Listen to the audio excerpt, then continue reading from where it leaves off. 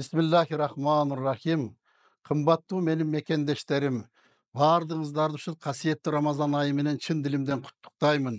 Баарыңыздардын туткан орозоңуздар, окуган намаздарыңыздын кабыл болушуна тилектешмин.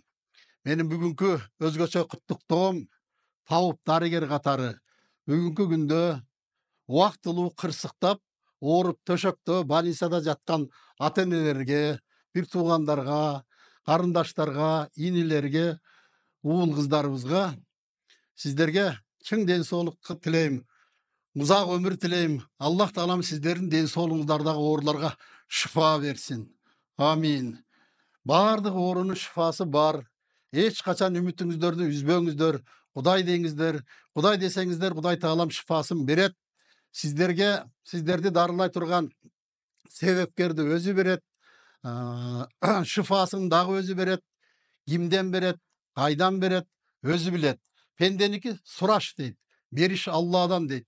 Ошон үчүн биз баардыгыбыз бизди жараткан эгебизге, жаратуучуга кайрылайлы. Бүт ааламды жараткан Аллах, ааламга пендени жараткан Аллах таалам, ушу пендени жаратканга күчү жеткен Кудай тааламдын биздин бүгүнкү ден соолугубузда ооруп жаткан кеселдерге шифа бергенге дагы күчү жетет, жетмек турсун күчү ашат. Ошол себептен баардыгыбыз Кудай дейли, баарыңыздар Аллах таалага сыйыныңыздар.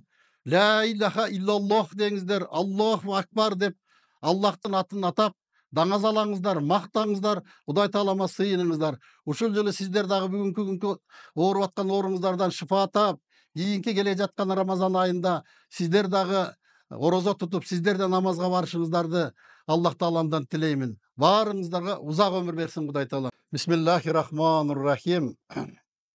Бүгүн ушу касиеттүү Рамазан айында ушу сиздер үчүн мен Аллах тааламдан тилек тилеп, өз батамды айтып суранайын.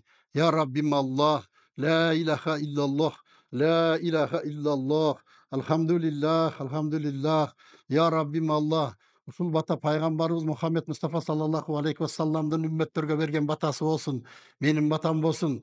Аллахым ушу бизди ушул жерден көрүп турган эфирден бир туугандарыбызга, ооруп жаткан ата энелерибизге, балдар кыздарыбызга Аллахым өзүңүз ушуларга чың ден соолук бериңиз, узак өмүр бериңиз, ден соолугунда кесел дарттарга даба бериңиз, мээнеттерге шифа бериңиз.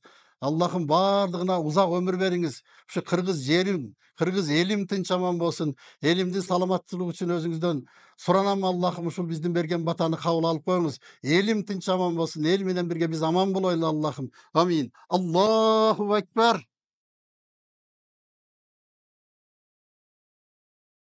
Бисмиллахиррахманиррахим.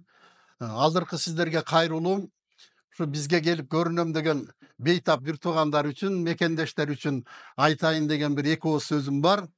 Бизде мындай айтылат мусулманда: жүрөгүң тарткан жерден калба дейт, жүрөгүң тартпаган жерге барба дейт.